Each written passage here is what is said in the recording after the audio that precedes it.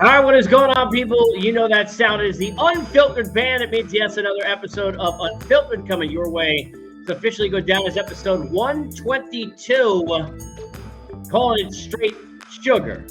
As Edwin Diaz reportedly signs back with the New York Mets, Andy Martino, Bob Nightingale, others have this out again reported, pending physical.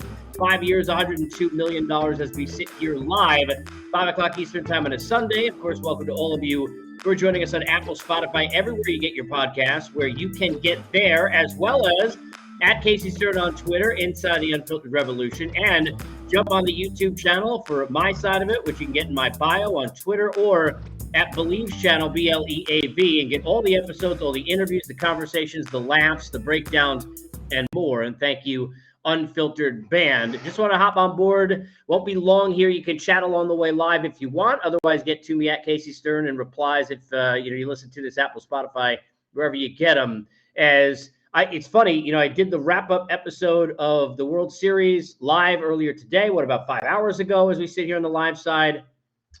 And I said, it's amazing, having covered the sport now 2 decades, just how quickly we snap a finger and turn in the postseason, right? Team is on a high like the Dodgers. They can't lose. An amazing season. Boom.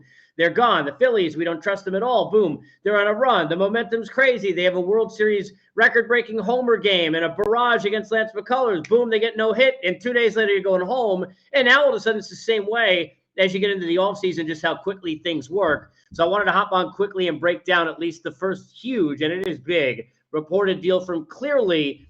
If you're looking at the top free agents who are out there in the marketplace, and there are a lot of numbers of names, and depending upon who officially opts out and who doesn't, when you look at the DeGroms and the Bogarts and Aaron Judge at the forefront, among others, Edwin Diaz right in that top mix, and now going to stay at the back end for the New York Mets. We always tell you at the front end of our show, we're presented by our good friends at BetOnline. Basketball is back. BetOnline remains your number one source for your sports betting needs this season. Latest odds, team matchup info, player news, and game trends only over at BetOnline is your continued source for all your sports wagering information. BetOnline's got live betting, free contests, and giveaways all season long. Fastest and easiest way to bet your favorite sports teams and events, whether it's NFL, NBA, NHL, MMA, tennis, boxing, or even golf. Simple, head over to betonline.ag to join. That's betonline.ag and get your 50% welcome bonus with your first deposit. Make sure to use the promo code BELIEVE, BLEAV, to receive your rewards. It's BetOnline, where the game starts. Again, this will be short and sweet, but let's get started. First big name off the board, one of the top names who was on it, or would he be, and Edwin Diaz.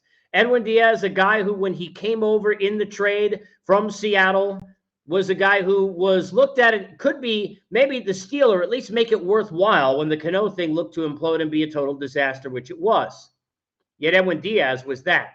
Couldn't find the fastball, then couldn't make the slider work, had no confidence, and looked like a guy who, hey, great to see what you did in Seattle, but you're never going to cut it in New York.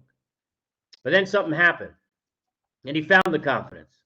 And clearly this season, look, outside of in Cleveland with the Guardians at the back end, there's nobody else even in the conversation that Edwin Diaz, in a conversation about 1.5 or 2 the whole season in terms of the kind of closer this guy was.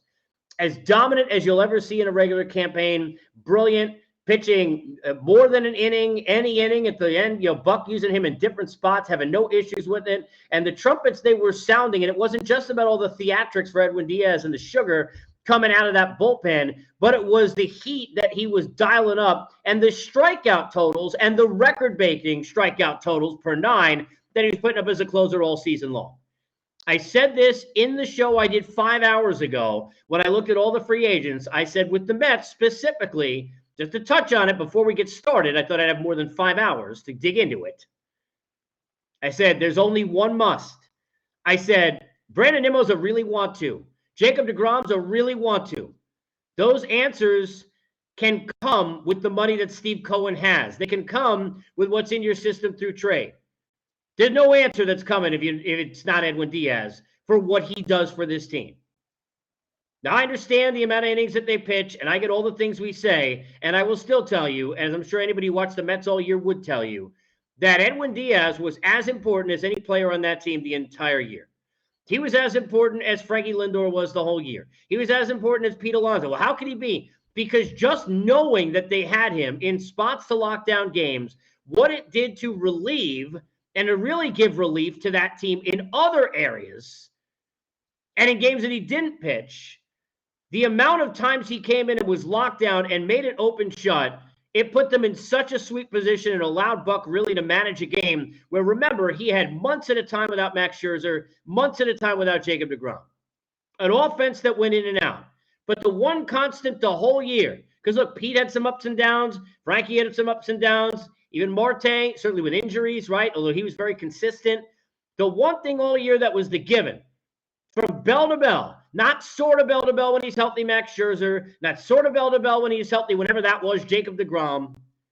But I mean bell to bell, like when you clock in to when you clock out, that's that dude, that guy in Edwin Diaz. It's why the memorabilia guy, 89, jumps in. Amazing signing, bro. You are damn straight. This absolutely had to happen. Now, let's talk about the money the Mets have. They got tons, and they're lucky that they have tons. Look, anybody who's a Met fan is rooting for this team at, I don't even know, ad nauseum how many times where it was instead of the Wilpons, to quote the great Steve Summers, the schmooze, it was the coupons. All right? I used to joke, and nothing against Milwaukee, but I used to say we're not playing in Milwaukee, but it's the Milwaukee Mets, because they never acted like the New York Mets. They didn't do these things. They didn't do these things. The old Yankees with George, and he'd do some crazy stuff too, but he would do these things. You're a New York team, you act like you're a New York team. What does that mean? If you got the money, spend the damn money. I've always said this. Look, my whole family, Yankee fans except me, I never asked anybody to apologize if you're a Yankee fan for your team spending money. I hate that. When people are like, you bought a championship, good. Who gives a shit? Really? Do you care? I want to root for a team where the owner goes out and spends money. I want to root for a team where the owner's got cash. I don't want to root. You don't feel any better if you're a Pirate fan. It doesn't feel better if you're a Guardian fan. You're like, look at everything we did with what little we have. You know what you're thinking? Geez, can you imagine if we actually had a little what we could have done? We could have beaten the Yankees. We could have maybe beaten the Astros. We could be, look what we did. But we didn't do enough because we couldn't spend. We didn't have the cash. When you got the cash, you got to spend that cash. And Matt in Florida, much love. Of course I remember. Matt in Florida, I didn't realize, the memorabilia guy, 89, was a caller of mine. I want to go back to, we're talking about, geez, I did Under the Lights and I did The Bottom Line, 2 shows for MLB.com. We're talking about 2005, 2006 area, going back 16, 17 years ago. So much love. Appreciate that. Thank you. Robert says, I think Cohen is going to take the Mets to the series. Probably the best thing to happen to the Mets in a long time. Though he definitely the best thing, Robert, to happen to the Mets in a long time. But you got to lock up Edwin Diaz. It's not about, is he worth $100 million? No closer, no reliever, none of them do you want to pay $100 million. None. None of them do you want to give a 5-year deal with how quickly they disappear off the face of the earth, seemingly. We thought Edwin Diaz was doing that 2 years ago before he jumped back in the mix, right? At the highest level. None of them do you want to pay $20 million a year, especially when you got the Nimmo question, the deGrom question. How do you fix it? How are you going to figure it out? Do you go after Ohtani a year from now? Are you trying to bring in guys and make trades for, front-end dudes that eventually you're going to have to pay? How are you going to use the money? All of that, right? You got your own guys. How are we going to extend them? You got all these different questions that you want to have answered, and there's only so much money you could spend. That's why the Braves down here in Atlanta are thinking, geez, did we not save enough for Dansby Swanson? But if you're the Mets, it's not about want. There's no choice with Edwin Diaz. I want Brandon Nimmo back in a Mets uniform, but that is a want to. I want Jacob deGrom back in a Met uniform. That will come down in a lot of ways to if he wants to be. But I want to, and that's a want to. Edwin Diaz was a have to. Edwin Diaz was a have to. The way he played this year, that's a have to. The way he pitched for you, what he meant to you, that's a have to. The answers that he gives you by being back in there next year and for the next 5, that is a have to. You are trying to win now. Max Scherzer is old. We saw it down the stretch of the season. You don't even know, are you going to keep him in bubble wrap or healthy enough? All right? You got age in some areas on this team. You got big contracts, but not for, you're not sitting there with a lot of young kids. Now, look, I understand, right? Alvarez, and we'll see what we get out of him. And you know what? You tell me you love Vientos, you love Beatty, wherever the kids are, Mauricio, right? All these, that's great. But at the end of the day, you got some age on some of your dudes that you're paying, and especially in the front end. And by the way, if DeGrom doesn't sign, one of the first guys, if you're not already figuring this out, the Mets are going to go after is named Justin Verlander, who's also kind of old. They're going to go after it. I said this a couple of weeks ago. If DeGrom's not on the Mets, I think Verlander will be if he's not in Houston. And Max will reel him back in to go and, hey, wouldn't it be cool, down the stretch of our careers to end it together where we stay, yada, yada, yada. And I think that's the story they'll try and tell because the Mets got to go win now. They got to win now, like tomorrow. You don't come in with Steve Cohen spending that kind of money and you're trying to you want to be consistently good for a while. You want to make the playoffs every year. They did that. But you got to get that taste out of your mouth after what happened this year, and you got to go win. If DeGrom doesn't stay and Verlander stays in Houston, they're calling Cleveland about Shane Bieber. They're figuring out about, hey, I know you said Ohtani can't move, but what about ... They're not playing, and it doesn't guarantee you a win in a World Series. It doesn't guarantee you a win in a division, but I guarantee you that the Mets are going to sit there and outbid anyone they have to for whatever they have to. DeGrom may not come back, but it won't be because the Mets won't offer him the most money. It may be even money. He gets matched, and he just don't want to be back in New York, and that's his choice. By the way, something similar that may happen to Aaron Judge going to San Francisco, perhaps, and not New York, if the Yankees and Giants are close. That's the crazy part. The Yankees usually, I remember back in the Teixeira thing many, many years ago, before he went to the Yankees, everybody in Baltimore like, oh, my God, he's coming home. He's coming home. And if you give even money, it was $184 million, a lot of money. Orioles, they came to play. But it don't matter. If the Yankees come to play even, you got no chance. Well, how crazy is it that at even, I think Aaron Judge is going to leave? They're going to have to offer him the most money. And I think they will. So I think Judge will stay a Yankee, but I think they'll do that. But I think at even money, he'd go. At even money, DeGrom may go. Not an anti-Met thing. He just doesn't, he's not about that New York thing where he's eating that up. Starling Marte, I don't think he can get back out to the field in Queens fast enough. You know that. And all the best to him as he's recovering. Yeah, look, I that's just the way it is. But Edwin Diaz, when you got a dude who's eating up that spotlight, who's giving you what you want, who's giving you those moments, and who is locking down games for you, there is no price for that. You need that. And the way Buck manages, you need that. Had to happen.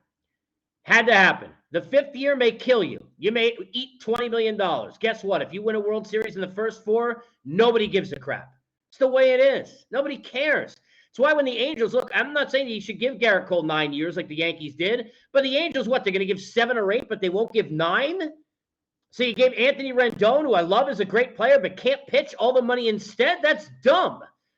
You know you're not getting it in years 7 and 8. As a closer for Diaz, the way he throws, you're not getting it year 5. He may not even pitch for you year 5. You may be eating the money year 5, and you don't care as long as you're eating the caviar and having the champagne dreams and all that nonsense after winning a World Series, one of the first 4. Had to happen, had to get done. Steve Cohen is not playing around. Again, this does not guarantee a division win, doesn't guarantee a World Series. But I'll tell you what I can guarantee you. Don't be surprised if he goes after Dansby Swanson. Don't be surprised if they goes after Carlos Correa. If Bogarts is available, if they go after, there shouldn't be anyone that surprises you. Then they may have to get creative and then overload in positions they're already strong and then trade guys out. Now, they were not willing to go do that to go in and get, Wilson Contreras and David Robertson. But they may be willing to do that to go get Ohtani. They may be willing to do anything to go get Ohtani. They may be willing to do it to get Shane Bieber. They're not going to play. Not going to play. Not playing around, I'm telling you. Does not mean any guarantee of anything. And people are going to hate the Mets. As much as they were a nice story this year, because look, the same reason why I grew up with, and anytime I would tell somebody, hey, I'm a Met fan, all my family are Yankee fans, they love me. Because nobody, the Yankees, unless you're a Yankee fan, it's the Yankees are sickening. All they do is spend money. The Mets are about to be that team. The Mets are going to make the Yankees look slow in terms of the amount of money they're going to spend. They're not playing. And I think they will take a hard attempt at Nimmo. I don't know with Scott. And look, I understand how some people, I happen to like Scott. I have a great relationship with him over the years. He's not going to force Brandon to do what he doesn't want to do. We could have gotten Bryce. He knows this 40, 50 million a year. And Bryce wanted 13 years in the same spot. That's not something the agent's telling him to do. The agent's saying, go take the 150 for 3 years from San Francisco or LA and go back out to market, dude. Imagine right now he's back out there. How much money are you going to make? Right? So I don't know what that's going to be. Nimmo does seem like more so than DeGrom, a guy who so loves being in New York and being part of this team that maybe he would take a little less if somebody outbid him in some team he doesn't want to go to. Maybe. But what if Seattle comes calling, right? And he ends up a chance to go for a team that's growing that way. It's got the All-Star game that's closer to home, gets to play in an outfield next to Julio Rodriguez and go play left field or something. I don't know. What if St. Louis comes calling? Who certainly could use them, and there are a bunch of them. For Nimmo, it's a big time want to, but you got the have to out of the way. The Mets can figure out whether it's Marte in center and go get a big bat in the outfield, or they go make a trade for an ace if DeGrom leaves, or a 2 guy to go get him if Verlander or somebody else can't go. They go after some of the other guys. And look, these aren't guarantees, but they got what they need. They got money and they got prospects to do it. They got both in flux. The one thing you weren't finding in a trade, the one thing you weren't finding in the market was Diaz, and the Mets got him. First big one's out of the way. Again, reported 5 years, $102 million. Sugar, trumpets, queens, all back together again, coming up in 2023 and beyond. We'll be back with episode 123 very soon, much sooner than that. And as always, we thank you for being with us. Keep involved in the Unfiltered Revolution at Casey Stern. And always remember that we are thankful that we are presented by our good friends at BetOnline.